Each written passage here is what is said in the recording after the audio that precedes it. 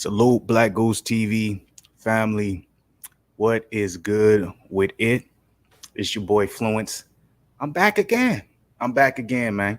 And first and foremost, man, I just want to say salute to the people. As always, you know what I'm saying? Positivity, blessings your way, to your family, to your loved ones. Nothing but blessings. I just want everybody to be good. You feel me? I want everybody to be in the right mindset. And if you wasn't in the right mindset, hopefully this reminds you to get in the right mindset. You know what I'm saying? But salute y'all, man. Fluenceboxing. Here we are, man. I told you I was gonna bring it back. Um, and we here to do the damn thing, man. We got some things to talk about, man. You guys see the title. You know what we're gonna be touching on. Obviously, if you're part of the Black Goose family, the topics that we're touching on tonight, I put in the community tab or the community board, I should say. So you guys was able to vote on that. I was kind of able to see some of y'all opinion on the situations that we're going to be talking about tonight. That's kind of going to be the new wave heading into things. A lot of the topics that I'll be talking about, influence boxing. I'll first post them on the community board so I can just see where you guys are, how y'all feeling about it. You know what I'm saying? And then kind of draw off of that as well. And then we can get into the fluence boxing and we can talk about it. So once again, I just want to say salute to the people. If you guys do come up in here, man, hit the like button. Subscribe to the channel if you're not part of the Black Goose family. And of course, hit the notification gang, man. You got to hit that notification gang if you want to be alerted for every time, Black Goose is going live, because I'm telling you, man, we're ramping up the content. We're being more consistent. So you want to make sure y'all tapped in.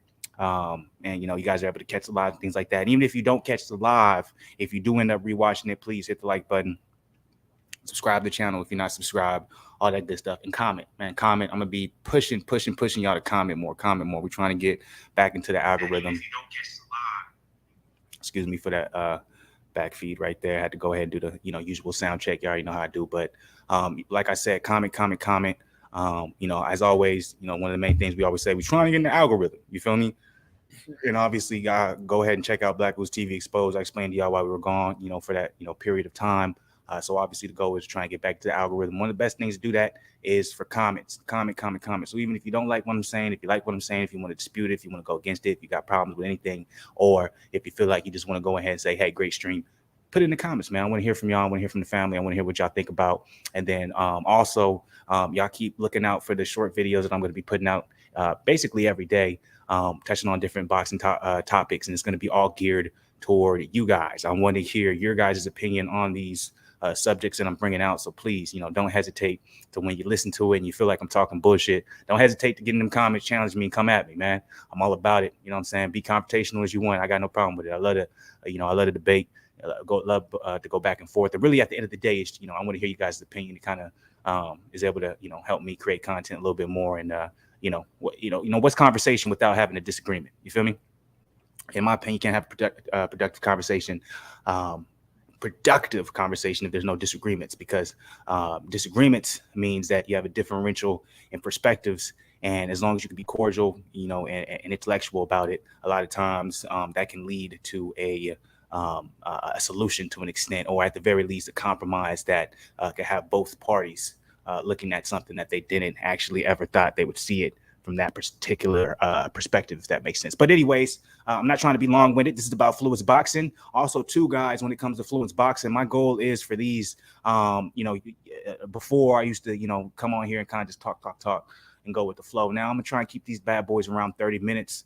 So the rewatch value is a little bit more entertaining. Obviously, as we grow and we get more people in here while the actual live is going, that can easily change. But as of now, man, we're gonna keep it around 30 minutes, just so if y'all do end up doing the rewatch side of the game, when y'all get in here, y'all can watch it all the way through and move on with your goddamn lives. You know what I'm saying? So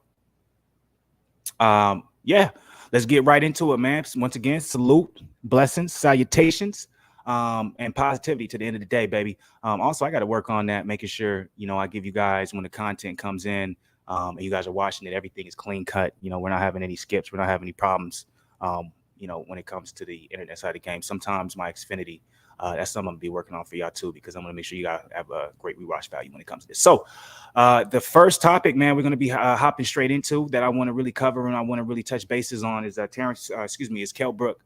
If you guys watched a little bit of the live yesterday, and if you guys following the community board, I told you guys, man, I want to touch on Kell Brook. I want to talk about Kell Brook. Kell Brook is one of my favorite fighters, so it's something that I don't want to just breeze by. Kell Brook had an amazing performance against Amir Khan this last weekend. It was something that I saw coming. It's something that didn't surprise me. I knew Kell Brook would win. At the end of the day, if you look at the guys he's lost to, it's only been Triple G, Earl Spence, and Terence Crawford. So literally the upper echelons of the upper echelons. And the thing about Kell Brook that people don't realize, especially if you're not a fan, is this guy keeps himself in phenomenal shape year in and year out. So this guy doesn't take breaks. He doesn't, when he's done fighting, he doesn't go on binges. He doesn't get extremely out of weight. He's always pretty close to his. Well, let me say this. I'm not gonna say he's pretty close to it. I'm not gonna say that. He does go up to, because his natural weight, which we're gonna get into as well.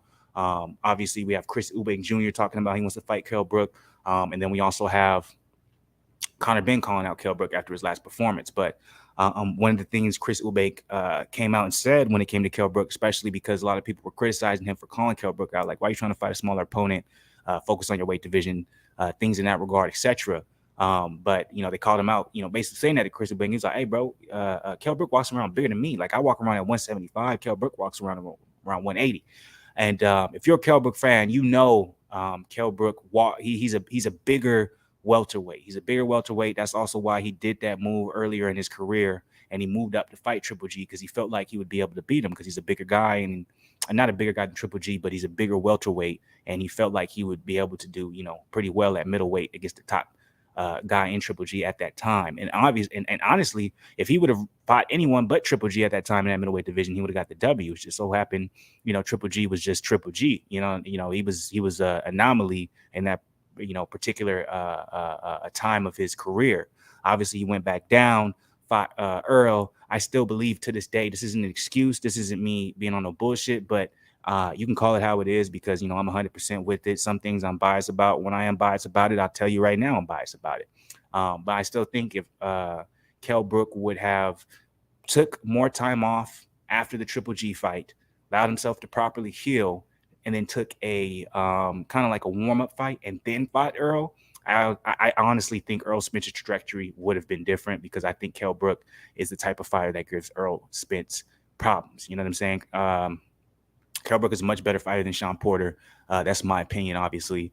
And you saw Sean Porter give Earl Spence fights. You saw Sean Porter give Earl Spence problems. So, and then also you saw in the Kell Brook Earl Spence fight, Kell Brook was winning the whole fight for the most part, maybe except a couple rounds until he got stopped. Obviously, that's not saying much to an extent because he did get stopped. But I still believe to this day, if he would have took more time between that Triple G fight and that Earl Spence fight, properly healed up, I think it would have been a different trajectory when we're talking about both these fighters. But that's hearsay. That's what ifs. We don't play on what ifs when it comes to Black Goose TV for the most part.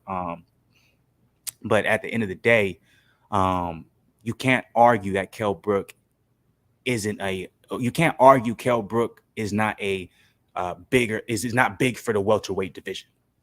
He's a big boy, and that's basically what Chris Eubank was saying. You know what I'm saying? So, back to originally what I was touching on. Kell Brook he looked amazing against Amir Khan, right? And what a lot of people don't understand when it comes to Kell Brook, if you're a fan of him, is even though he is a bigger welterweight, even though he can blow up to 180, he's not blowing up to 180. Dude's still in shape at 180. That's the thing people don't understand. Kell Brook stays in phenomenal shape. Whether he's fighting at 147, whether he's walking around at 175, dude is always in phenomenal shape. So that's one thing that, especially as I myself get older, when you look at these athletes, or you look at these guys at this high, doing high level sports, one of the glaring factors that comes to looking at these guys and being able to differentiate, kind of like the guys are going to have a longer run in their respective sports, and guys who are maybe going to hit a peak and then kind of start falling off. It comes down to what they do outside of the sport and how they take care of their bodies. You know what I'm saying? And Kell Brook was one of those guys that, you want to say whatever you want. Dude is always in shape, and he's beaten everyone, like I said, except Triple G, Earl Spence, and Terence Crawford, the upper echelons of the division, of their respective divisions. So, I never doubted at one part in my mind that Kell Brook, was going to beat Amir Khan. I knew that was going to be easy work for him. I knew he was going to be able to take care of Amir Khan. Not disrespectful to Amir, but Amir has shown to not be that invested in the sport in his latter years, right? So that's just what it is. What's good with the Lost One? Good to see Lost One in the building, man. OG, what's happening? Hey, man, I love the fight. I heard Ube Jr. called him out too. I don't think he should go up though. Yeah, I love that fight. I love this seeing Kell Brook, being Kell Brook. I thought Kell Brook looked amazing against Terence Crawford. He was in amazing shape against him. I'm never disappointed when I watch Kell Brook fight because he always brings it. He's always in the greatest shape and he always gives us the best he can. Eubank Jr. But yeah, Eubank Jr. called him out as well as Conor Benn. Conor Benn wants Kell Brook. Me personally, when it comes to the Eubank Jr. call out, one, Kell Brook did state to Eubank, he says, I have no problem fighting you, but you have to be willing to do a catch weight.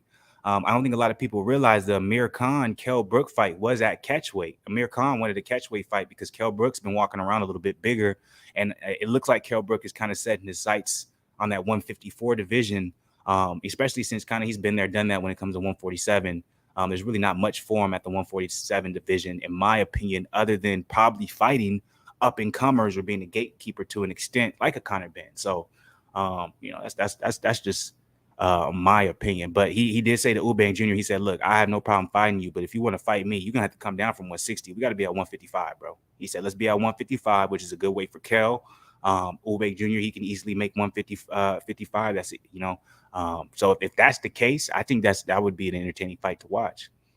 Someone said, I think, Benn is a way better fight. Now, see, someone else, when I posted the video talking about this, the short video, someone said the same thing. Because in my opinion, I think the fan-friendly fight is Eubank Jr. versus Kell Brook. And I'm saying that not necessarily because of the styles, but I'm saying just because more people, know about Eubank, more people know about Kell Brook. So it's going to be kind of like a mega fight in its own sense when it comes to their fan bases. You see what I'm saying? Conor Benn, he's up and coming. People still aren't necessarily sold on Conor Benn. I know I'm not. I was very impressed with his last win. I think he looked levels above what he usually looks. But to me, I still think that Conor Benn is at that point where if he's calling out someone like a Kell Brook has nothing to gain fighting Conor Benn. If he beats him, most of us are going to say, well, I figured you would beat him. And if he loses to him, that's the end of Kell Brook's career, basically. So he doesn't have much to gain. While Chris Eubank Jr., he has a lot to gain. You know what I'm saying? He fights a guy in Chris Eubank Jr. who's fairly popular in his own right. Beating the bigger man, that can be a rejuvenation for him, as also well can start, a new entire pathway when it comes to the 154 division. I think that is a lot more to gain when it comes. And if he loses to Eubank, he doesn't lose that much because he can basically say, hey, I fought this guy at catch weight. He's a bigger guy. This doesn't have anything to do with the division I'm in. So, that's kind of perspective I feel like Kell Brook's probably looking at it, in a sense.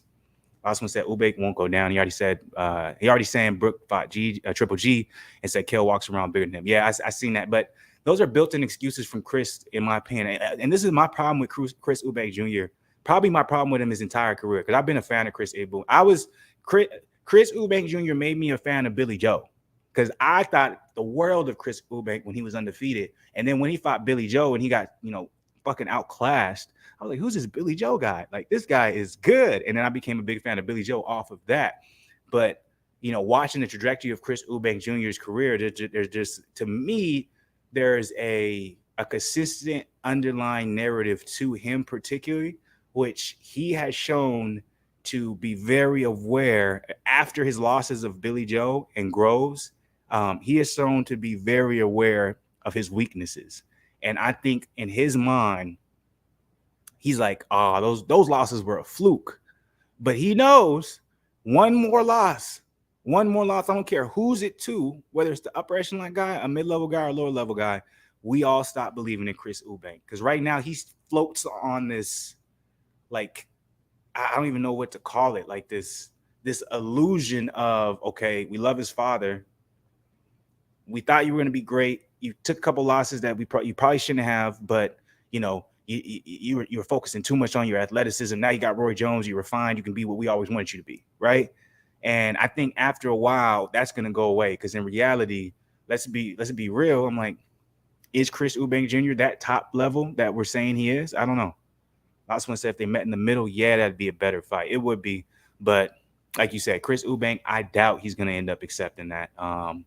Because also you can look at Eubank Jr. too. His trajectory right now, he's still giving the illusion as if like he can be the biggest champion, or he can be a champion in his own right, and all these different type of things. So having that illusion, he can really talk the talk, but doesn't have to walk the walk. He can continue taking these fights where we're looking at him and we're saying, okay, I'm not interested in that fight like against Liam Williams. But afterwards, when you see his performance, you're like, okay, that was pretty good. I would love to see him against, a little bit more upper echelon talent. But will he do that? He's already saying, what I'm saying, how are you going to call out Kell Brook, but then say, oh, he walks around just as big as me, so I'm not going to do a catch weight. But Kell Brook fights at 147, right? He's fought at 154, but he's never fought at 160 other than the Triple G fight. And that was how many years ago? You know what I'm saying? I know he wants to harp on that Triple G fight, but first and foremost, you're not Triple G, bro. You know the incentive behind him going up to fight Triple G, and if he would have beat Triple G, you know how that would have changed his career? That's worth the risk. Fighting you at 160 is not worth the risk. Kell Brook doesn't gain anything from that. But I feel the shame towards Conor. And I think it's interesting that all of a sudden, all these people want to fight Kell Brook, because if you remember, a year ago, 2 years ago, Kell Brook was washed. The narrative on Kell Brook was he's washed. He's been there, done that. Dude is never going to be what he used to, all this different type of things. But me personally, I used to think it was disrespectful because I'm like, he's lost to the best. And he's never lost to no one else. I still, to this day, think Kell Brook is one of the top 147s. I don't see too many people who can beat him. Right? The only ones who can, they got to be bigger and they got to make it rough on them. Eubank isn't going to do that to excuse me, I'm all over to Kell. Eubank's not going to do that to Kell. He's not going to rough him up. And then Conor Benn's going to try and do that, but I think Conor Benn's too inexperienced to be able to follow a game plan to be able to make Kell Brook uncomfortable and to be able to stop him. Also, I think going with Roy Jones is a good move for him. Roy isn't going to take no ish. Junior had a lot of problems with trainers in the past. He would never do what they told him to do. I agree with that. I've actually enjoyed Chris Eubank Jr.'s style since joining Roy Jones Jr. I've enjoyed watching him more. I love the athleticism on display using Roy Jones' style. A lot of people want to criticize him for it, but they don't understand Roy Jones' style is built off of being athletic. Chris Eubank Jr., like you said, had a problem listening to his trainers because he felt so athletic that he can do whatever he wanted in the ring. So being able to incorporate this style so he can, utilize his athleticism, but in a skillful way to be able to beat his opponents is a very smart move, not only from Eubank going with Roy, but Roy being able to incorporate that into Eubank. And obviously Eubank respects Roy to the extent where I think it's a two-headed sword. He respects Roy to the point, obviously, where he's going to listen to him. But I also think, like I've been saying before, he understands that one more loss, doesn't matter who it is to, that illusion of, oh, we love you because of your father. You can be better than your father. You have all this type of hype behind you. It's gone. Because Eubank isn't young anymore, man. He's 32, 33 years old. So, even though he's having this revitalization, that's dope. But at the same time, at some point, we got to really be realistic when it comes to Eubank and be like, come on, man. When are you going to take a hard fight and really test yourself with this new skill set you have or this new style you have? That's why I love Kell Brook so much. Eubank, you calling out Kell, and Kell set him down. Kell ain't never ran from no fight. He's fought some of the best. You know what I'm saying? Eubank, you ain't done that yet. And there's a lot of them out there for you to fight. So Kell Brook is a good fight for anyone. Past his prime is still a great number on record. And that's the narrative, Lost One. That's the narrative that people ain't realizing. I'm like, why everybody calling out Kell Brook, Conor Benn, Chris Eubank? Is because they think he's beatable now, right? They think he's beatable now. But I'm telling you, Kell Brook. How old is Kell Brook right now? What is he? 33. Kell Brook age. Oh, Kell Brook is 35, so he's easily past his prime, right? But what I do give Kell Brook is he learned from his mistakes when he fought Triple G and Spence so close together. So after, obviously after he had those losses, he took time away from the sport, right? Healed up, got back. So he didn't take too much damage in between that time. Then he came back and he went, 3 fights in a row, got W's against guys, maybe necessarily we don't know, but it was easy on his body, no damage taken. And then he went into the Terence Crawford fight. People want to criticize him for the Terence Crawford fight because of how it ended. But in my opinion, that was the best way it could have went for Kell, because he doesn't beat Crawford, but also he was able to make sure he took his, a minimal amount of damage because it could have been worse, right? That's my opinion. So if you look at it, he is 35 years old, but that goes back to when you talk about these high level athletes, I don't care what sport, what are they doing outside of training the skill of the sport? And if you see these guys doing weight training, weightlifting, cardio, eating right to much, a certain extent, keeping their body right. So when they actually get into training camp, they're not focused on losing weight. They're focused on getting in shape, which is two completely different things. You have these guys who are able to be great later in their careers, i.e. Terence Crawford, Floyd Mayweather, and I'm putting and we're going to see that from Canelo, but I'm putting Kell Brook in that. Kell Brook has always kept himself in phenomenal shape. So people think he's past his prime because he's 35 and they think about those beatings he took a while back. But I'm telling you, unless you are in the top echelons of your weight class, you're not beating Kell Brook. Kell Brook is a savage. So I don't think Chris Eubank beats Kell. And I don't think Conor Benn beats Kell. I think Kell beats both of those guys. I truly believe that. I just think he's too goddamn good. I think Kell was underestimated, man, just because of those losses to the greats, which makes no sense to me. But if you're a fighter, you want to, Conor Benn, he wants to believe I'm just as good as Terence Crawford, Earl Smith stuff, Chris Eubank, I'm just as good as Triple G and all that stuff. But let's be realistic. He's not. I think Kell did better than Con did with Crawford for sure. Kell gave Crawford problems. The thing about Kell, that's just apparent is if he gets hit a little bit too hard, he'll get shook, and that has nothing to do with his heart. But that goes back to obviously the Triple G and Earl Spence fight because, he was what's the saying that they use where you have to save the fighter from himself. He was a fighter's fighter. So, back then in those two fights, as you can see in the quick turnaround, he was one of those guys where he wanted to fight through something where they possibly should have ended it and saved his career. You know what I'm saying? So now, fast forward, especially when you're in there with someone like Terence Crawford, I think when he got hit with that and he got rocked that way, he didn't expect it, came out of nowhere, and he just, he knows the game. He's like, it's not worth it. That's how I feel when it comes to that. So, in my opinion, like I said, it can only be the upper echelons that beats Kell Brook. They have to hit him with something good enough where he's, shook and he starts to be on his back foot. And then they have to be able to follow up with that and finish, beautifully. Conor Benn has the power for that, in my opinion, but I just don't think he has the execution. I don't think he's skilled enough and experienced enough to figure out a way to touch Kell Brook hard enough or to touch Kell Brook continuously enough to make Kell say, whoa, what just happened? Where am I? I don't know if I should keep going the way I'm going. He only lost a guy. But people don't want to talk about that. I really feel like there's like a hate, or I don't know what you want to call it, but there's some type of stigma on Kell Brook because when I talk to people about Kell Brook, most people disrespect him, man. It's like they don't think he's that good. And I'm like, even if you don't know boxing that well, like just off the eye test, just go watch his highlights. Watch the way this guy, he's a magician in the ring. Like people big up and they hype up Lomachenko all the time, bro. But Kell Brook, I'm like, Kell Brook was, he was doing that shit at a bigger weight. Like obviously, you know what I'm saying? Not the angles to per se, but the prettiness of the switching of stances, being able to be orthodox, being able to be southpaw, the use of the jab, going into the combinations, man. Kell Brook is such a slick fighter. I love watching him fight. The Triple G fight was suicidal. It was suicidal, but that's also why I respect Kell Brook so goddamn much.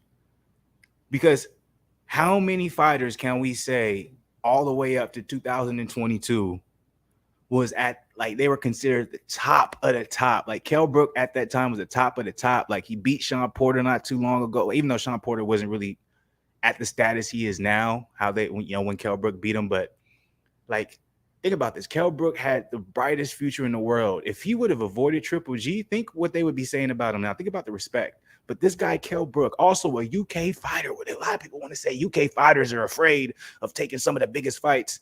Dude went over to fight Triple G and gave him hell too, and went up in weight to do it.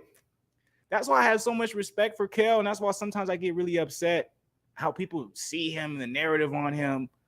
you know, especially, you know, us as Americans, because, we're not, we're not the most respectful to our UK fighters. Like it hurts me so much because I'm like, just go do your research. Look at this man, Kell, man. He is a fucking warrior. He deserves all his roses, man. But like to do that, think about that. Just like you said, Triple G fight was suicidal.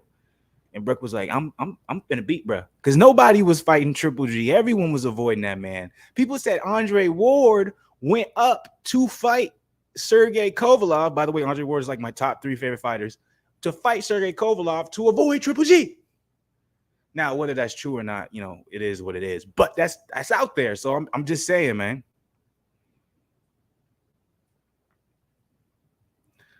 Last one said that third round for Cup Combination, he gave Triple G and put him on the back foot to show him that, bro. How many people? This is when Triple G was in his prime too, when he still had the speed and he wasn't just sitting in front of his opponents and taking all this damage and looked slow when he was coming up. Man, this was when Triple G was a fucking like boogeyman, a boogeyman, not just in his division, but it just boxing. Period.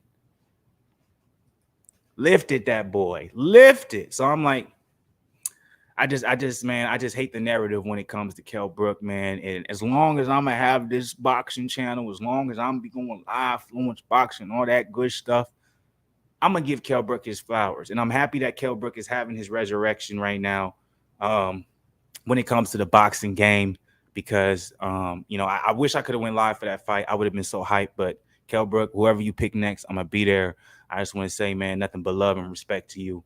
And in my personal opinion, I think your next fight, it shouldn't be Conor Benn. I don't think it should be Chris Eubank Jr. If I'm Kell Brook, I'm sitting back, I'm chilling, and I'm only making fights that make sense to me because that's the point he's at right now. I don't think Kell Brook is in a situation where he needs the Chris Eubank fight. I don't think he needs the Conor Benn fight. Excuse me.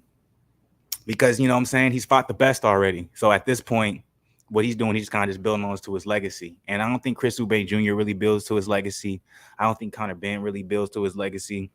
I think he should only entertain things that build to his legacy and allow people to really start realizing how great of a fighter he was and is. Like, that's my personal opinion. You know what I'm saying? People should be bowing to his will depending on who he's fighting. That's why I got jump, man. But guys, see you back. Take the last one. Nothing but love, man. Appreciate you hopping up in here. For real, man. We're gonna be keeping it strong, man. We back heavy with it, so we're gonna keep the content coming. Appreciate you, brother. So shout out to Last One, man. Getting the conversation moving, man. And have me getting real passionate about Kell Brook, man. Because you know your boy can get passionate about that joint. People be mad disrespectful, man. I never understand it. But like I said in the beginning of the stream, for Fluenceboxing, I'm trying to keep these joints around 30 minutes now. I don't want to be too long-winded anymore. At least for now, the goal is kind of build this up to a point where I got y'all jumping into the live chat and all that good stuff. And if the conversation goes a little bit longer because y'all come in that regards, then it is what it is, man. That's just nothing but love. You feel me? But before I do get up out of here, we got to touch on Terence Crawford. I think it's very interesting what's going on with Terence Crawford now. And I honestly think personally, Terence Crawford could be talking about Terence Crawford and his situation can be a whole nother video.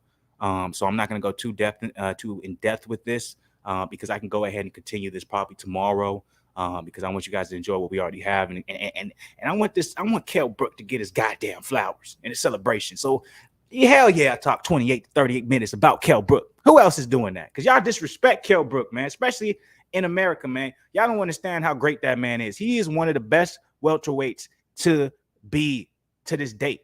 I don't give a fuck what nobody say to me, man.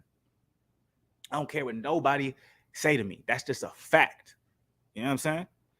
But, Terence Crawford's talking about moving up to 154. That's interesting, man. It's interesting because if you're someone who's looking at something unbiased, right? If you're just looking at the situation for what it is, I feel like him saying, hey, I'm willing to move up to 154. I want the winner of Charlo versus Castano, right? He said this, right? That's what I want with the winner of Jermell Charlo versus Castano, right? Jermell Charlo was a fucking beast. Castano is a fucking beast, right? But then there's the narrative that's been going on for the last 4 years, which you guys know I've been against, that Crawford's been ducking Errol Spence. He's scared to fight Errol Spence. So it's like I think to myself, I'm like, all right, why would a man be scared to fight a natural welterweight, but he's not scared to fight a natural light middleweight?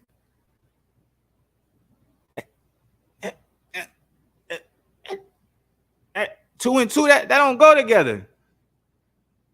That can't go together. That doesn't make any sense, right? So I'm like, when you really look at it, it's a smart play from Terence. By the way, Terence, this isn't nothing new. Terence has been saying, hey, if I can't get the Spence fight, if I can't get that Ugas fight, if I can't get Thurman, I might as well just move up to 154, be undisputed at 154, and then retire. That's a greater achievement in my mind than waiting around to hopefully get Spence. And if I beat Spence, oh, I beat Spence. Okay, does that really? All right, I beat Spence, undisputed at 154, 147, and 140. What looks better, right? And so I love the fact that he's throwing that out there because it kills this perspective of these fanboys for PBC that Terence was running from them, Bob was all this bullshit, all these semantics and politics and racial bullshit. Fuck all that.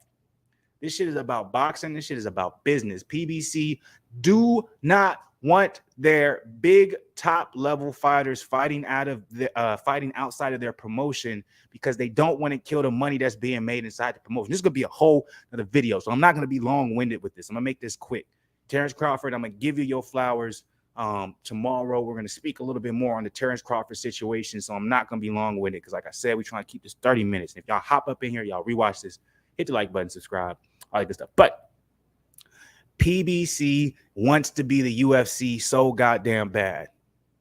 And they've been wanting to be the UFC so goddamn bad for a long period of time. Floyd has even, he's what's the word for it? He's put that information out there himself. With Gervonta, we're only fighting PBC guys, right? It's not a narrative. They're not doing this because they're like, hey, we got the better roster. They're doing this because it makes the most money. They're keeping the money in-house. They don't have to split the money. The promotional aspect, marketing, everything is in-house. So you make the most money doing that. You look at the UFC model. They built their shit off of everything is going to be controlled by us. We have the best fighters. We have the top level competition. Why? Because I say so. And because we have the best fucking marketing. And that's what PBC has been trying to do. So basically my point is stop getting blinded by these bullshit. Understand business, people. Understand how money makes the world go round. And none of these fighters have a say-so on who they want to motherfucking fight unless they are working with someone that they see the beneficial cash flow. And PBC don't play that shit. PBC says, hey, you want to shot at some of my top level fighters? You want to shot at Earl? Ugas? Bring your ass to PBC, motherfucker. The only reason why the Sean Porter fight happened because they knew that nigga was going to retire. So it was collateral damage. It's all good. Sean Porter, it's all good. Sean Porter was expendable. We ain't going to have him back. So let's go ahead. Let him go over there, Crawford. Let him take that fight. I do him a solid. And, you know, even if there's a possibility, what if he wins or gives him a hell of a fight or, you know, gives him more difficulty or Terence Crawford does worse against Sean Porter than Errol Spence, that builds up Errol Spence. So it was a risk-reward thing where the risk outweighed the reward.